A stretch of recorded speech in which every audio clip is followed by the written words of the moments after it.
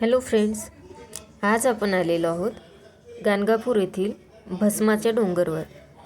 आता हा भस्माचा डोंगर कसा तयार झाला आणि याचे काय महत्त्व आहे ते मी तुम्हाला या व्हिडिओमध्ये सांगणार आहे। तरी तुम्ही चॅनलला सबस्क्राईब नसेल केले तर चॅनलला सबस्क्राईब करून घ्या, व्हिडिओला लाईक करा। चला तर मग व्हिडिओला सुरुवात करूयात। फ्रेंड्स, आपल्या सगळ्यांनाच माहीत आहे की गाणगापूर हे कर्नाटकमधील कलबुर्गी या जिल्ह्यामध्ये आहे। गाणगापूर हे अत्यंत पवित्र आणि प्रसिद्ध असे दत्ततीर्थ आहे। येथील दत्त मंदिर हे श्री नृसिंह सरस्वती स्वामींचे वास्तव्यस्थान असलेले अत्यंत पवित्र तीर्थक्षेत्र आहे। येथे भीमा अमरजा संगम, निर्गुण पादुका आणि प्रसिद्ध अशी भस्माची टेकडी आहे। तर हीच भस्माची टेकडी आज आपण पाहणार आहोत। पौराणिक कथेनुसार भगवान परशुरामांनी जे यज्ञ केले त्या यज्ञातील भस्माचा एक विशाल असा डोंगर तयार झाला, जो भक्तांसाठी मुख्य गुरुप्रसाद मानला जातो। आणि येथील भस्म सर्व भाविक भक्त आपल्या घरी सोबतसुद्धा घेऊन जातात। हे भस्म धारण केल्याने सर्व प्रकारचे दुःख आणि संकटे दूर होतात अशी मान्यता आहे।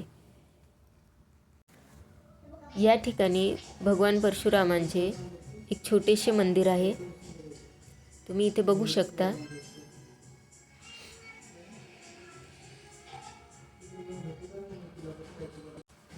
इथे येणारे भाविक भक्तगण इथे असलेल्या छोट्या छोट्या दगडांची उतरण बनवतात।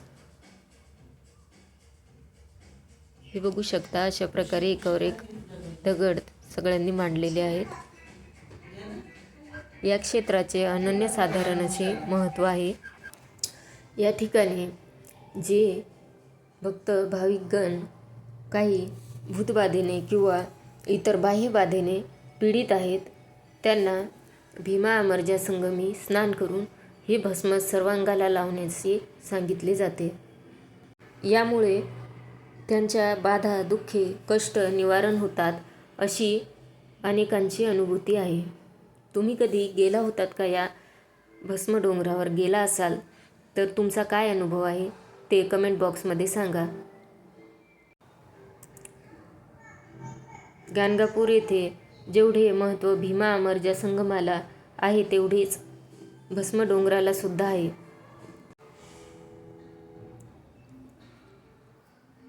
तर फ्रेंड्स, हा व्हिडिओ तुम्हाला कसा वाटला ते कमेंट बॉक्समध्ये सांगा। आणि अशाच नवनवीन व्हिडिओजसाठी चॅनलला सबस्क्राईब करा। तुम्ही बघू शकता, या ठिकाणी काही आजी, काही लोक इथे छोट्या छोट्या झोपड्या करून राहतात। या ठिकाणी त्यांची अगदी छोटी छोटी घरं तुम्हाला दिसतील।